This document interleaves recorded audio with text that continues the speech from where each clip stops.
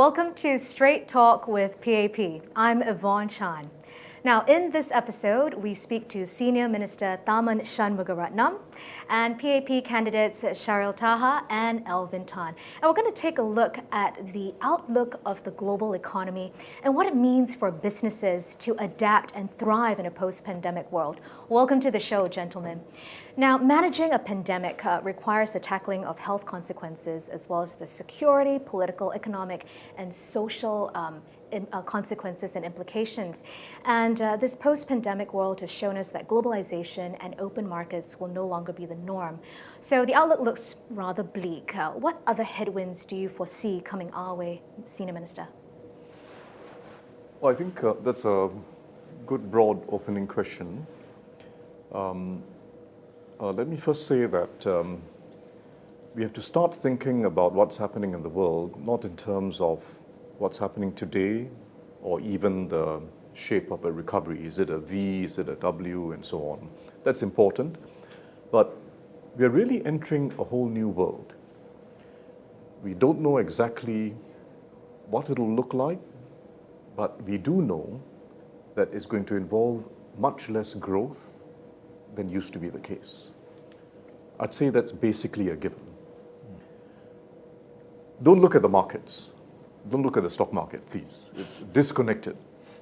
The US stock market, which drives many of the global stock markets, is quite disconnected from reality. And it's being pumped up by the Fed putting in a huge amount of trillions of dollars of liquidity. It's not connected to the economy. If you talk to people who are in the real economy, and in my job, I talk to people internationally quite often, policymakers, business people, and so on. I think we are in for a very rough period, for a prolonged period of time, not just 1 or 2 years. And the reasons are, first, the pandemic itself. No one knows whether there'll be recurring waves. It's very likely, but you don't know the scale of those recurring waves. Great uncertainty. Will there be a vaccine? No one knows.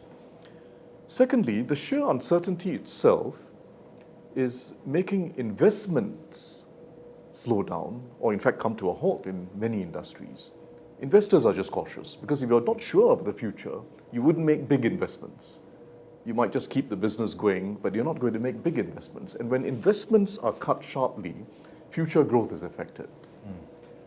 Third, as you've mentioned, globalization faces headwinds. We know what they are: US, China, many nations now basically looking, they're not moving inward, but it's my nation first. Try to get the best out of the rest of the world, but my nation first. And it's happening around the world. Fourth, and this isn't, very few people are paying attention to this, but at some point, the huge debts that are being piled up now are going to be a burden on growth, because you're going to have to start servicing those debts. And interest rates are not going to remain close to zero forever. But the burden of debt throughout economic history is a reality. You can't just pile up debt and think that it's fine. At some point, there will be a cost. So when you add it all up together, and then you add the geopolitics, which is more fragmented than at any time since the Second World War, certainly since the end of the Cold War, it's a whole new world we've entered. But it's not just a world of low growth. It is also a world of much more unequal growth. And that's the world we're entering. It's a world of much more unequal growth. Some countries will do better than others. And many countries that were doing okay previously, including many emerging countries, are going to have a very tough time. So a more divided world in terms of who gets the benefits of growth and who doesn't. Second, between industries. We know some industries are going to have to contract, COVID and post-COVID. They're not going to be what they used to be. Some other industries will do very well. Some in the biomedical sector, everything digital is going to do well, and so on. Some firms will do much better than others. And the reality of the economy that's now evolving is one of large masses of SMEs doing poorly, being kept afloat by some measures by governments around the world, but at some point, when those measures get tapered off, it's not just about cash flow, it's about whether they can survive. It's a solvency issue. Big firms, tech firms doing well, but most small firms doing badly. That's another major divide. And thirdly, within societies, most fundamentally, we really face a risk of a divide between those who are going to be able to take advantage of the new trends, digitization, automation, and so on, and those that can't. And this applies across the advanced world and the developing world, the risk of major divides in society. So how do we respond to this? Low growth world and a world with much more divided growth. I think Singapore has to create a future for itself, even in these difficult times. And difficult times, not just 1 or 2 years, but a whole stretch of years ahead. Don't wait and hope for the best. Don't try and predict the future, but create it. And how do we create it? First, most critically, we've got to be a trusted place. Trusted government, trusted country. You know, one of the things that will come out of COVID, people look a lot at, what happens when you test people, what the infection rates are, and so on. But a year from now, 2 years from now, people are going to stare at the fatality rates. And Singapore is one of the 4 countries in the world with extraordinarily low fatality rates, adjusted for population size. So per capita, Singapore, New Zealand, Korea, Taiwan. Taiwan's not a country, but as an economy, very low fatality rates. Even Germany, which has done relatively well compared to most European countries, fatality rates about 25 times more than Singapore. And I'm not talking about the United States. So safety of our people, that's also going to be a measure of whether a country is reliable, can be trusted to take care of people. Second thing that we have to do, besides preserving that trust, reliability, and that focus on managing crises well. Second thing is, how do we transform our economy without large divides emerging? Divides between the successful global enterprises and the SMEs. Divides between the people, those who can adapt and those who are left to the market and find that they lose their jobs or their income just stays stagnant. And thirdly, to create our future, we have to do even more to be connected to the rest of the world at a time when global supply chains are under threat. Connected to the rest of the world around us in Asia, but also much further afield. Connectivity is critical for us. So if we can do those 3 things well, retain trust and reliability, take care of our people well.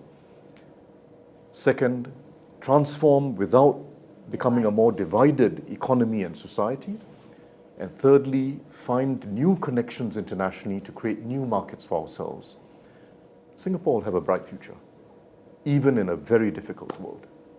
It is becoming an increasingly difficult landscape, Senior Minister Tharman, and you've raised a lot of salient points which we want to unpack in this conversation today. But you mentioned this very important first point, preserving the health and safety first of our people, that's top of mind. But now you see in the global economy as well, a lot of countries reopening and then being hit by a second wave. And in Singapore as well, I think there's a real risk of resurgence if we don't reopen safely. How do we make sure that we keep the reopening of our economy as we save livelihoods and jobs, we keep this under control? Well, one reason why most countries, including us, went for a substantial lockdown, broad-based lockdown during the first phase of COVID, was that no country had ready the testing capacity, widespread testing capacity. No country had ready widespread contact tracing technologies and systems, and no country had ready an understanding amongst everyone about social distancing, safe distancing wherever you go. We, like some other countries, have now developed all three. Much more testing capacity, contact tracing capability, both manual as well as advantaged by technology. And thirdly, everyone is getting used to social distancing. I just came from a market this morning. How is Looking that? around, Yeah. people actually didn't need to be told what to do. Everyone was social distancing. We still have our safe distancing as ambassadors there, but it was going quite well. That will become the norm. So once you have that in place, testing, tracing, and social distancing, hopefully we don't need a major lockdown again, a major circuit breaker. But you'll have to tamp down on clusters each time you get infections cropping up. It may be a particular area, it may be a particular factory, a particular destination within Singapore. You'll have to tamp down on it. That's what the countries that have managed this best plan to do. Try to avoid an extensive lockdown, but be very alert to any new clusters and tamp down on it. And so as we continue to transform our economy, we also want to make sure then that our businesses and our people are both agile and nimble enough to ride on this transformation wave. What else can the government do to make sure that our guys are up to speed as we move into more high-value industries, Alvin? Yeah, as SM was speaking, I was painting in my mind how this whole strategic picture looks like. Yeah. And it reminded me of the Indian Ocean and the monsoon winds. And there are two things. One, if you can look at it from a tailwind perspective and also a headwind perspective. We are facing headwinds now, right? We're facing headwinds because of COVID, because of the retreat of globalization, and also the retreat of financial markets, for example, and the economies. But there are also tailwinds. And some are affected, many of us are affected by the headwinds, Yep. but there are some are riding the tailwinds. So I think SM, you mentioned that some industries, like the tech industry and others, they are riding these mini tailwinds. Now what Sharael and us were talking about earlier is these winds will change. Just as the monsoon winds in the Indian Ocean will change, it's how we set our sail right, such that when the winds change, we are prepared to, both our people, our businesses. Are we prepared to upscale quickly? Are we prepared to make sure that the sails are ready for that tailwinds? And that's how we can prepare both the economies and also our people to take on these opportunities. And I think we'll unpack this a little bit further. We have a few examples, Yes. Yvonne, and Yes. hope to share more later. Yeah, I would like you to. I mean, Sharael, can you Sharael tell us mentioned, in your area of industries that you're very familiar with, aerospace, engineering, and all that? What's being done in that arena? So just to add on to that, I think we've done quite a fair bit in terms of upskilling. What is the opportunity in the digital economy? What are the skills that's available in Industry 4.0? So those are, I'll still put it as those are the hard skills that's required. Those are just the prerequisite to play in this game. To be able to do data analytics, to be able to do blockchain, to know a bit about automation. So these are just your prerequisites. But I think what would truly define our society, what would allow us to change our sail quickly in order to catch the tailwind, would be our ability to drive change as a society. It's our ability as a society to have that changing mindset, to be nimble and agile, and think of where the opportunities are and constantly move in that direction. So no amount of classroom learning will allow you to be able to spot that opportunity or look at how do you redefine yourself. I think this is an opportunity during this downturn for companies, firms, peoples, and even SMEs to look at what is their value proposition in the market. I'll give you an example. Yeah. So in my industry, in the aerospace industry, an MRO is a maintenance, repair and overhaul. An MRO organization is used to just bringing the parts in, repair it, and then do some stuff to it, repair the widgets, and then send it back out, and you get paid for repairing it. Right? So a huge engine comes in, you split it apart into 18,000 pieces, you repair the parts in the engine, put it back together, and you get paid for the service of repair. So that is a very traditional mindset of an MRO, kind of like a car workshop. So we need to start thinking about what is the value proposition of this whole value stream. How do you learn from the parts that's being repaired?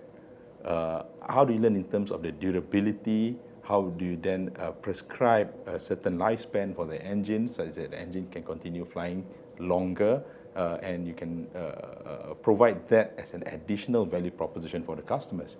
So I think this is an opportunity for us, companies in Singapore, to start looking at what is our value proposition to the customer. And we need to really figure out where do we stand and how do we create that unique value proposition in whichever market that we're in. Yes, please. Who are we competing with in that area or value-adding MRO? So I think with regards to Singapore, and we've been in a lot of industries, whether it's high-tech or manufacturing industries, and we have focused quite a fair bit on developing that capability to do that manufacturing piece of work. And a lot of the other countries are also catching up. So what got us to where we're at today may not necessarily get us to where we need to be in the future. So we see a lot of other competitors, our neighboring countries, who are starting to up their game and being able to pick up. They're catching up. Are catching up. So I truly believe that Singapore cannot be about fighting on lowest cost. We want our people to be paid well, and our people also aspire to be paid well. We want our companies to grow, and we want to have good jobs. So Singapore should not be about fighting with the low cost. Singapore should be about driving best value. So, and that's where firms, organizations, companies, leaders in all these organizations should start thinking about what defines best value for whichever market that you're in. But the National Jobs Council, on that note, it said that they're going to roll out 100,000 new jobs, traineeship opportunities, reskilling opportunities. Do these new traineeship opportunities or reskilling opportunities take in stuff like what you just said, finding our niche value proposition so that we train our workers to add value in the most needed industries? Yes. Minister. So we do. So, 100,000 is a big number. Yes. But how we are going about our work is industry by industry. Okay. Which of these industries? Well, actually, every industry, when you're in a crisis, don't write off any industry. Okay. Every industry is critical if they have jobs. Yeah. Try to help them to keep those jobs, but at the same time, transform the jobs for the future. We know in a few years' time which jobs will be unviable, and you really have to shift people. Some of it is already starting now. There'll be more of it in the next few years. But for now, every industry is critical, and we're working industry by industry to help companies keep their workers, not just through the job support scheme, the JSS, but also by helping them train their workers. And in every industry, there's something that can be done to improve our skills, deepen our skills, and become masters of what we are doing. So that, as Sharael says, we are always ahead of the game. There's never an end to mastery. Someone is going to catch up and become as competent as you used to be, and you have to have even deeper skills and mastery. And in every industry, that's the case. If the industry eventually goes down or has to contract significantly, what you learned in that industry is still going to be relevant to another industry. It may be an industry that's just adjacent, or it may be quite a different industry, but we never lose what we learn. I never lose what I learned as a sportsman, to be quite frank. It stays with you. Whatever you learn in every field of life stays with you. So I think this is a soft skill, the adaptability that employers will be looking for as well. I mean, we were talking about That's this right. earlier, Alvin. Yes. Between hard skills and soft skills, it seems like employers for 2020 and beyond are prioritizing soft skills. Tell us more. Yeah, very much so. So if you just use that analogy a little bit, COVID-19 has accelerated this digitization process, right? Huge technological a huge, disruption. and it's come to us. It was already a trend. It's come to us much sooner than we expected. So for many of these industries that SM and Sharael were mentioning, these to them are headwinds.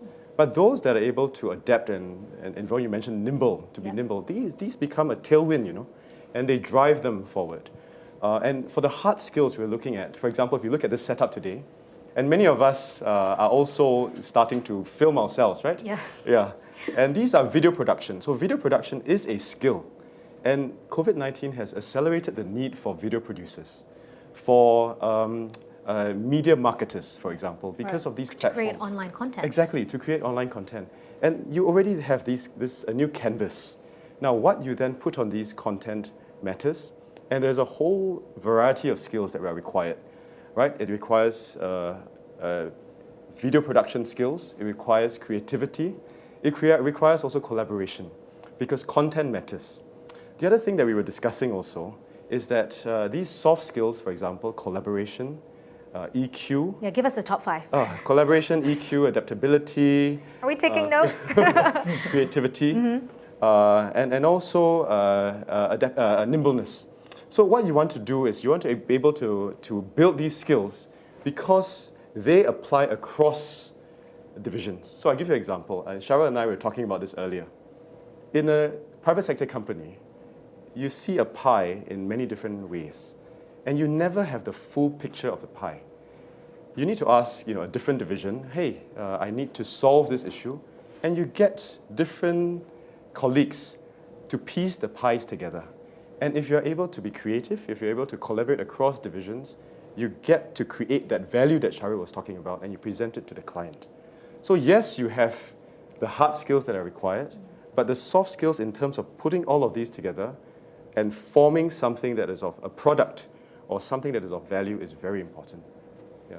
As I talked about making sure that we ride out this economic transformation without making sure that the divide stays as minimal as possible, I'd like to ask the both of you, what have you seen from your walks on the ground in terms of SMEs? What sort of support are they getting? Small businesses, hawkers, in terms of making sure that they are not left behind as they bring their business to the fore and ride out COVID-19? I think I'll answer it from a perspective of SMEs, your small businesses. Quite a lot have been affected by COVID-19, especially those that are non-essential services. They have to close down, but they've also been supported by quite a fair bit with the government support packages. So, for example, GSS at 75%.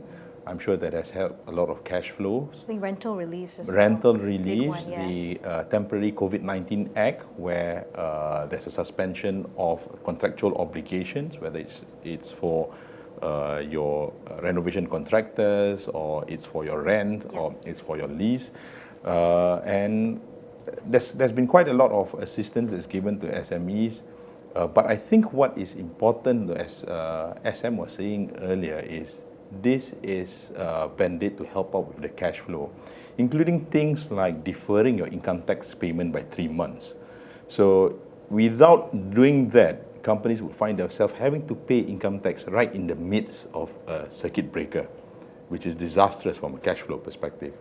Allowing them deferral by 3 months at least allows them to ramp up a bit on the cash, have a bit of cash, and then push it out. So all this support is definitely very helpful and is required during this period of time. But I think the proof is in the pudding when we start looking at the future for all the SMEs and where we're heading towards in that direction. Yeah. I think in my conversation with a lot of the SMEs, when we talk about Industry 4.0 and we talk about digitization, a lot of us tend to think about robotics, things, AI, things about the big fancy stuff that would cost millions, STEM stuff and millions and billions to roll through. And in fact, let me just bring us back to one of the sessions that I had on Manufacturing 4.0. A lot of the SMEs felt as if this is a bit too advanced for me. How do I get involved in this? Yes. We're talking about robotics. We're talking about R&D work. It can be very overwhelming. That how can I, as an SME, be part of? But I think if we just break it down into small steps, into how can we then benefit from it? From a simple example of digitization, very simple transactional tasks that can be replaced by a program or a tool that we use, or even simple VBA programming or robotic process automation. That as we look at the services and support that's being given, there's many opportunities for us to leverage on for this robotic process automation. So we move, SMEs can look at all the transactional tasks and looking at how to automate those transactional tasks so that the guys can then be trained up to drive critical decisions. So I think one of the things that we tend to miss out from in digitization is not so much about fancy digitizing everything. I think one of the more critical things that an SME would have to think about is how do you bring together the data to drive quick and insightful decisions? How do you react faster and drive more value to your customers? With the data that you With have. the data that you have. So, citing back on my experience as we were doing this digital transformation, when we were collecting all the data, and in a very traditional organization sense, you tend to collect data in silos, right? Safety, quality, cost, delivery people, very siloed. But as we look at digitization, how do you then collect all this data and dump it into a data lake in order to then allow the data to interact with one another and create relationships and insights that you can drive an action from so that you can progress and be better at. I like to cite an example of, I started off my career building race cars and race engines. Sounds like fun, every boy's dream. Unfortunately, I had to move on from the boys' dreams. In a race car, you'll have sensors, steering angle sensors, you have your throttle position sensor, you have your brake sensor, you have sensors on the engines to talk about crankshaft position. I'm an engineer, so I can go on and on about that bit. Okay, so let's keep that bit. So you have sensors everywhere on the race car, whether it's on the steering, the dynamics of the vehicle, the engine. But at the end of the day, what are you looking at? Your time it takes around the lap. And you're looking at shaving that time off across the lap. It doesn't help you just to look at the suspension data, or just to look at the steering data, or to look at the engine data. You've got to look at it in its entirety, so that when, if I can use Kimi Räikkönen goes around the corner, he cuts it at the right angle, at the right apex, with the right steering angle, with the right throttle position, at the right RPM. So that's where an organization, an SME could use. How do you use all this data from the different functions, the different departments that you have to drive that actionable insight? And that's not a $1 million question. That's about having the right leadership and having the right questions, the 5 whys to drill down and make the organization better. That's a great Very good suggestion, example, yeah. yes. And I like that race car analogy, Yes. very easily applicable. Alvin? Yeah. So coming from the tech sector, as Sharael had mentioned, I mean, a lot of it is data-driven. But you mentioned, Yvonne, that you want to get some stories on the ground. And I really wanted to pull it down right to the ground. I think a lot of us are now working the ground. We're meeting with stall owners, hawkers, and they've told us, so I'm looking after, for example, Newton Hawker Centre. The rental rebates are really helpful. It's really helpful, particularly if Newton Hawker Centre, for example, they're close to foreign guest tourists now, so they hit hard. The stall owners also, the barbers and everything, they also hit hard. So we go around, they tell us, these are tough. We also have a florist that are saying that it's hard for them to reach out to masses and the bigger market. So what we've been doing on the ground is to do it very simply, not all the fancy AI, blockchain and everything, but how do you bring it down to the ground level? I'll give you a couple of concrete examples. Yes. The florist in Cambridge Road, Dorset Road. So I've looked at their website. I'm quite dorky in terms of websites and everything. I said, you need to be mobile optimized. Because what is mobile optimized? Yeah. It means when you don't need to go onto the website. That, yes. Just see whether you can put it on your phone. Does all of your content fit on the phone? That is important. And you don't need to have a fancy website. Look at existing platforms. You can use WhatsApp for Instagram, business, yes. Instagram, because a lot of new florists are using Instagram to reach, and they use Instagram stories.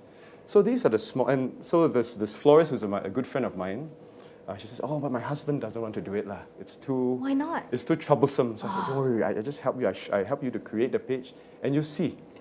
We'll take some nice photos, and then we put it up.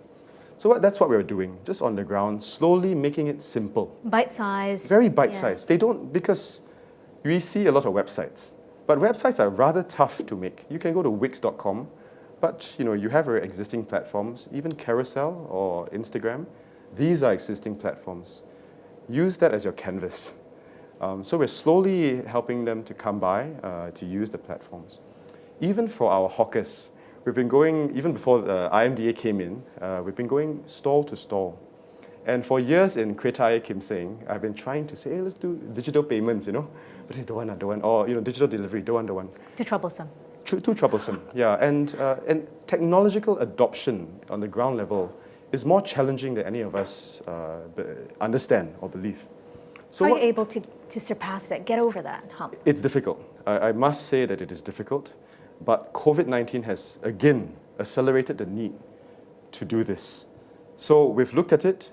We've said, why don't we do digital payments for two reasons. One is more convenient. The second is healthier, because you don't exchange coins and cash.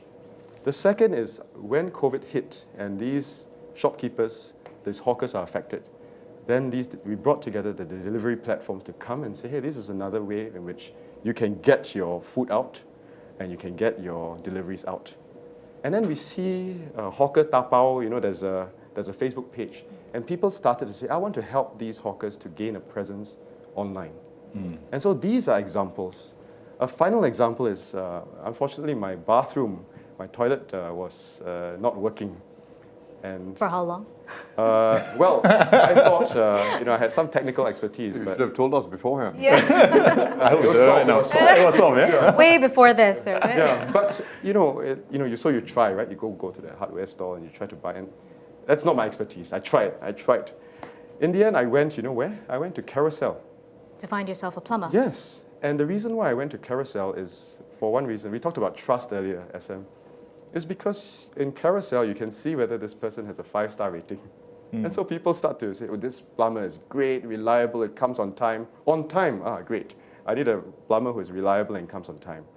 So I texted him on Carousel. He came on time, fixed it.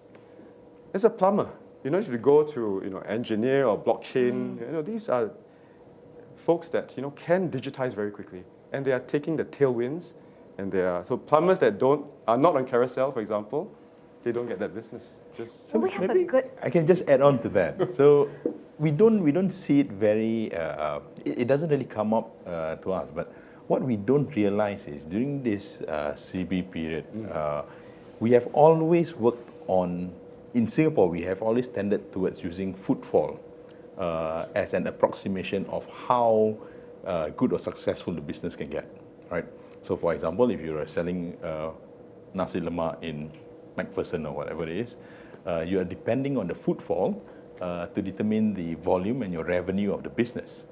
But what CB has done for us is, with all the food delivery services now, you're no longer confined to the customers within your 5-kilometer boundary or whatever it is. I live in the eastern side of Singapore, and I was just telling my wife, now we can order food from a hawker all the way from the west side of Singapore.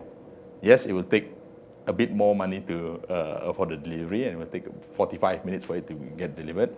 But what CBA Plus has actually done for us, what the circuit breaker has actually done for us, is subconsciously, with all these hawkers moving into the digital space, they have increased their potential customer base.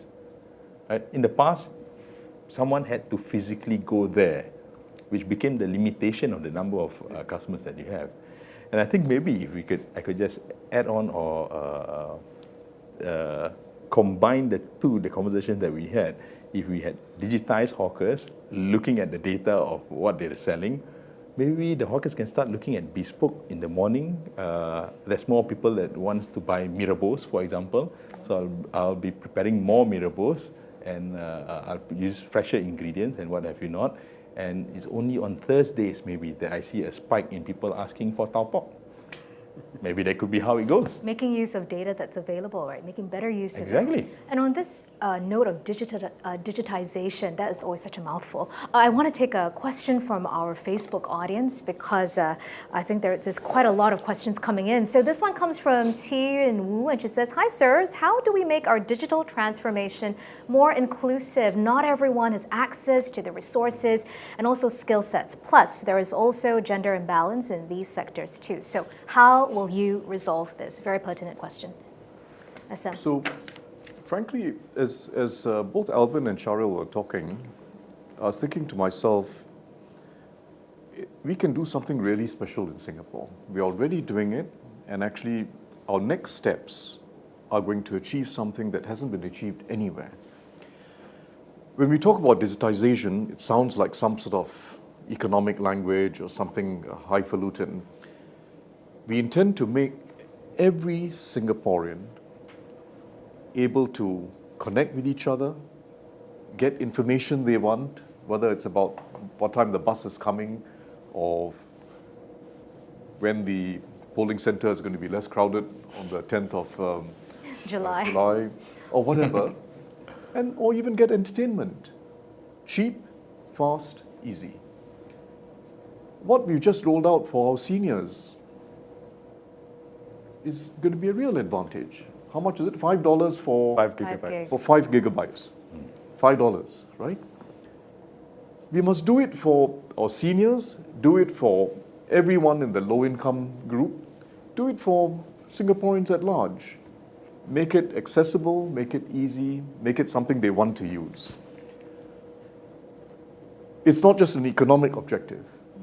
The economics is very important. We're doing a lot with our SMEs especially, because it'll help them grow and transform. But it's a social objective. Yeah. It'll be, when we talk about digitization, it's actually about inclusivity. It's inclusivity, and we can do it in Singapore.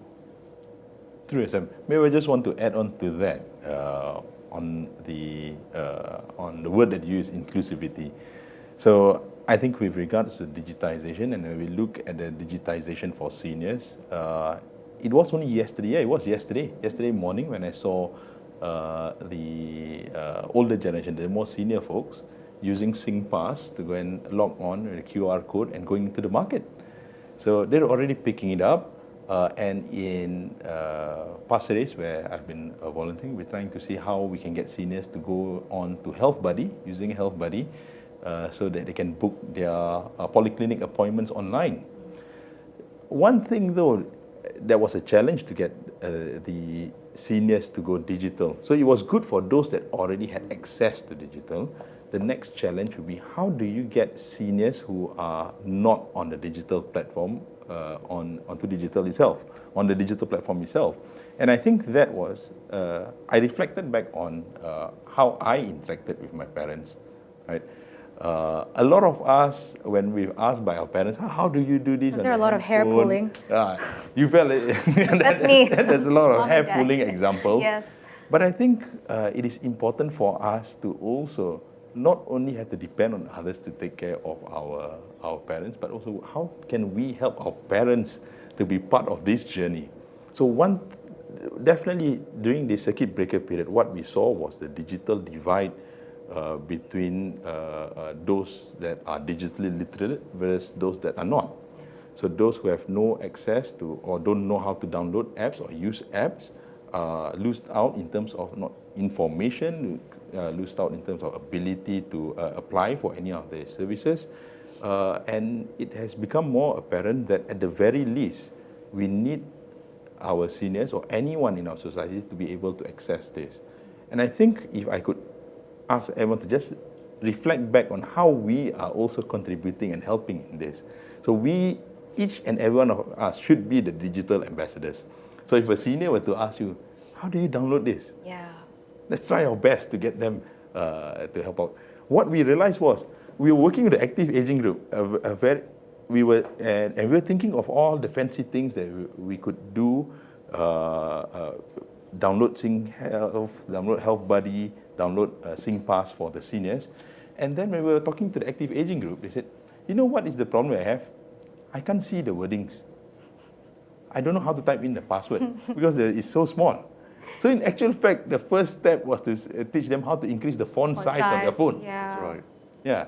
Back to basics. Back to basics. Yes. So sometimes and this goes back to the theme of when we talk about digitization, we're talking about $2 billion, $1 million of lots of fancy stuff that we're going to put in.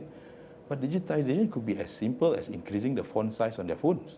That's right. Oh. Or enabling the fingerprint sensor so they don't need to type their username and the password every time. goes back to what you said about bite-sized chunks, introducing this sort of digitization to them. Accessible. Yeah, Yeah. more palatable chunks. Exactly, yeah. And I also reminded, I think Turin's question was also this divide that SM had also suggested. And we also will do well to remember those with physical disabilities. I remember in SG and Able, we were there once with my company, and I met this young lady. She was born with visual impairment. And so I sat beside her before the event, and she was typing, and she was typing, and she was using AI, by the way, speech-to-text recognition. And beside her was another person with visual impairment, also speech-to-text recognition. And so I was looking at, and we're trying to help her to set up her LinkedIn account. Set up her LinkedIn account. She was a graduate at SMU, and so I'm like, oh, what are you doing? How do you do this? How do you even set up the LinkedIn account? Yeah, when you're visual. It's really speech to text. And this is a remarkable young lady. Because I just, and then we had lunch with my team. We invited her to the office. Eventually, last month I texted her and she says, oh, and text, right? Yeah. So she's using WhatsApp to text back. Again, speech to text. Again, speech to text. And she said, oh, wonderful. I've gotten an internship at this pharmaceutical company. So what I've learned from that experience is it's really a matter of attitude. And you can use technology as an enabler even if you are less enabled. So it's a very important point. To those that are more technologically savvy, there's one interesting story. Where we're very concerned about misinformation. And I remember in your, I'm sure Sharael and SM, in your grassroots chats, many very well-meaning, is this true? They'll say, oh, they'll send stories. I remember once where I had this flood of kind of misinformation, fake news. And then slowly I said, oh, actually, this is the link to the right news. After a while, the behavior changed. I saw our seniors in the group say, hey, Alvin, is this accurate? So the change in mindset to say, instead of sending, they'll send it, but they say, is this accurate? Yeah. And then slowly there are less of these coming. There's a challenge to those that are less digital, but those that are already on the platforms, we can help to slowly change the thinking. And so Sharael is absolutely right. We all can serve as digital ambassadors, in addition to the ones that the government already enlisting. And just to add, Yes. 2 days ago, I was approached by someone in the hawker center in Taman Jurong by an elderly gentleman, maybe late 60s, possibly older. And he came up to me to say that, can he be helpful in teaching people how to use IT? Wow. Because part of his career was in IT, he's now retired, and he wants to be helpful. So our seniors are not just people who like to receive. They're not just people who need to be given something. They can also contribute and be empowered because they're contributing to society. And I think as we train up people, whether it's the girl you're talking about, our seniors who may start off not knowing very much, it empowers them to also contribute to this very special Singapore we are creating, an inclusive digital society. So many ways to go about doing it. That's a fantastic example as well. So are there programs that seniors who might want to contribute can just sign up and say, hey, I've got this expertise, I would like to help some others, other people with my knowledge? There are, but apart from the national programs, which IMDA has been rolling out, I believe a lot in local action. Because it's not just being part of a scheme, but it's helping someone whom you know who lives not so far away from where you are. And you meet again in the hawker center or at the bus stop or somewhere. So it creates community when you do it locally. And it's also a multiplier effect. Because if you have all of these in situ ambassadors, then they will spread the word also. Absolutely. Yeah, so it's ground up. There's the Silver Infocom juncture, where people are coming together. I think it's IMDA, Silver Infocom Junction, which the IMDA is producing. But I think the ground up initiatives is something that we could try as well on the ground. I mean, actually, what IMDA is doing is it's supporting the ground up initiatives. Yeah. It's providing some funding, it's providing some initial training, but the idea is to let it bloom ground up.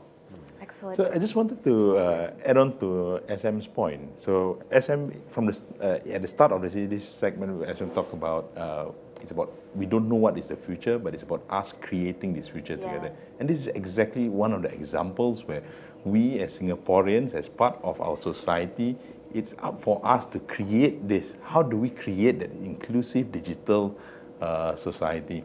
And I believe it's about each and every one of us just taking the first step. Yeah. Just doing that little bit with your parents, for example. Right. I think there's a blank slate for us to fill in right now. I'm going to take another question from our Facebook audience, and this is from Kelvin Tang. Thank you for your question. How can our SMEs catch on to the wind of digitalization, and how can our government ensure that we are sailing in the right direction with them? So that analogy of the Indian Ocean and the sailing ship is really catching on with our audience today. Well, let me chip in. Although Yes.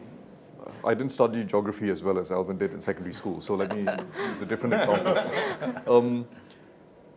Just this month, I believe in ground-up action, industry by industry, work with the SMEs, try to get them to work with the larger companies. Just this month, for the food industry, we created a platform that will help them to internationalize, digitize their procurement, as well as their exports, everything to do with cross-border trade, coupled with physical logistics. So it was an alliance between SGE Biz and Alliance 21, which is a logistics player, and about 2,000 food companies are going to benefit. But it's these specific actions, industry by industry, that will help SMEs in a way that's tailored to their business. And that's the way in which our ITMs are working. But even our ITMs are quite broad. Within an ITM, you really have specific sub-industries that we need to work with. And getting the large and small players to work together is a way in which you really lift up skills and avoid that divide between companies. So maybe I'd just like to add on to that. For SMEs, I think a lot of the value of digitization is not about that $1.5 million all singing and dancing robotic arm or machine. Coming from the manufacturing industry, right, a 5-axis CNC machine that does everything for you. Yeah. So I think it's not about that. The lowest hanging fruit for any SMEs is how do you then use the data that you already have? Or how do you digitize your data so that you can drive quick actionable insights to make better decisions, more efficient and effective decisions. For example, even if you were property agent, trying to understand your interactions with your customers and what works, what doesn't, what type of customers like what type of house, for example, you could string that together in a very simple data analytics tool to help refine how you approach your customers. So I was given the example earlier of hawkers, for example, right?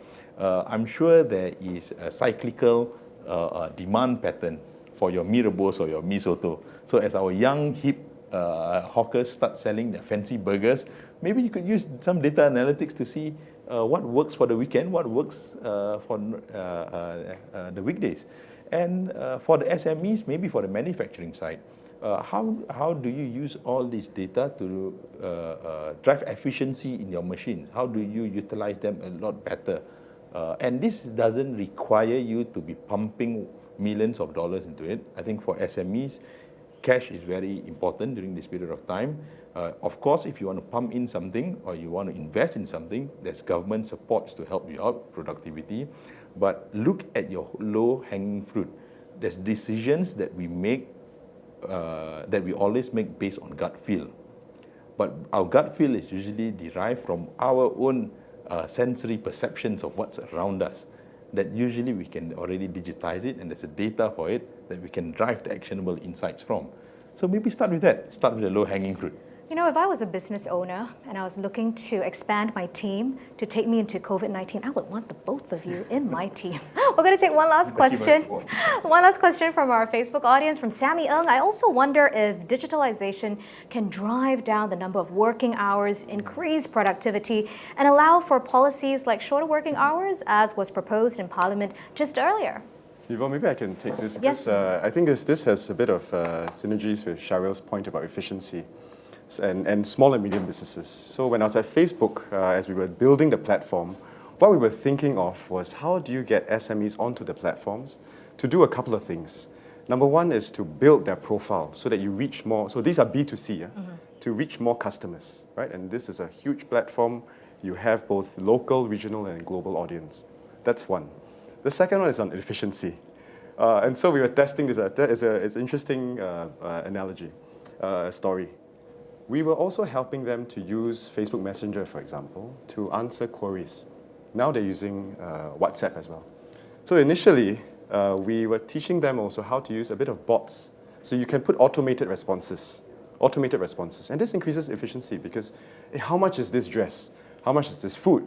How much is this pair of sunglasses, for example? And it takes time, right? This is how much, do you have it in these colors? But if you train the responses or you key in automated responses, that helps a lot. And you drive the customer journey to where the customer wants to be without having to be labor intensive along this path. Initially, it was really funny because one of our customers was telling us, oh, I'm using this platform, it's wonderful. But can you make the responses a little bit slower? We're like, why? Yeah. Oh, because how much is this? $5. What color do you have? $2. Red and white. So it seems too automated. They wanted a pause, so it seems like a human was talking to the customer. Oh. So in the end, we coded a little bit of pause, so it becomes a customer-like interaction. This is just a story of how you can very easily digitize, help businesses to spend less time responding, because then and work a little bit smarter and less. Yeah, we're all looking to work smart. Yes, of course. Yeah. Right. Yeah. Right. Gentlemen, we've been talking so much about things at the micro level, but this conversation today is really also about the global economy, and I just want to bring it back up to a macro level before we wrap. And this was to SM's point about our connectivity. How do we make sure that we do not lose our connectivity as an asset in this world that has been wrecked by a pandemic? So I think, it's a very important part of the government's work, MTI especially, and many of us at government. The world will be in a slow growth mode. We'll be a more divided world, but we still have the ability as Singapore to find markets and find partners and to keep borders open between countries that are like-minded.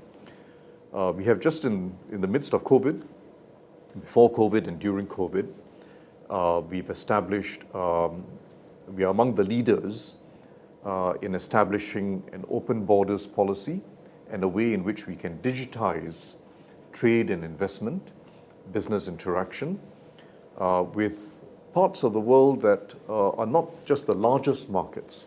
For instance, in North and South America, I'm talking about not the US, but Canada, Uruguay, Chile, working with Australia and New Zealand, who think very, very similar ways to us on this, working with ASEAN +3. But it's these actions now to preserve connectivity and to work on digital connections to smooth out procurement, smooth out customs producers, reduce costs, that will help especially our SMEs. The big firms know what to do. Yeah. They already have their own global supply chains, internal within the firm. For small firms, this is critical. The work we are doing to enhance digital connectivity as well as traditional physical connectivity is critical. And we are among the leaders in that. And I think, frankly, Minister Chan Chun Sing and his whole team have been doing a very good job during COVID, even in the midst of crisis, in keeping borders open where it really counts. Importantly, too, it's about the broader free trade agreements that we have been working very actively towards. I think RCEP is finally coming to completion. Yes. It will be done, and that's important too. Are we likely to sign it by the end of this year, you think? That's very. We are very hopeful of that. So it's important that we remain at the forefront of an open world, even as the world gets more fractious and more divided. As a small country, you have many disadvantages, but we have a big advantage as a small country. We can always find a market for what we are doing. If we are capable, if we are trusted, and if we avoid a domestic divide, there will be opportunity for us in the rest of the world. to our capability and our trust and reputation in Singapore. That's right. That should stand us in good stead as we create our new future, isn't it? Yeah, SM? absolutely. Sharael and Alvin, just very quickly, what do you think we will need, maybe key values or initiatives that Singapore will need as we create our new future? Yeah, just one word, and I borrow your word, it's nimbleness. Yeah, to be prepared to pivot very quickly and sail with the winds. I think it's really, really important. Yeah. Thank you, Alvin and Sharael. I think I'll borrow SM's word. It's for us to create that future together, for all of us to get involved and create that future together. Awesome. Thank you so much, gentlemen. Thank you. Thank you for sharing your insights Thank with me you. today. I enjoyed this conversation. Thank you. And Thank thank you for contributing your questions on Facebook and joining us today as well. You've been watching Straight Talk with PAP. I'll see you later for another episode.